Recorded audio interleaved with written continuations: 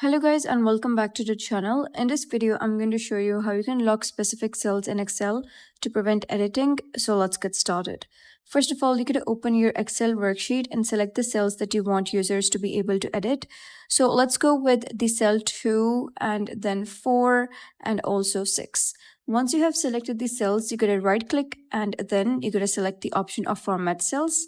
Here, you're going to go to protection tab and uncheck locked, and after that, click on OK. Once you have done that, you're going to go to the review section from the top and click on protect sheet. Here, you're going to simply type down any password for the sheet, and then you're going to click on OK. And then it says re-enter password to proceed. So you're going to type that password down again.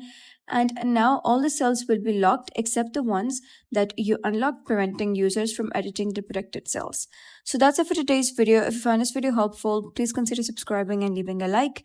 It really helps me out, and I'll see you next time.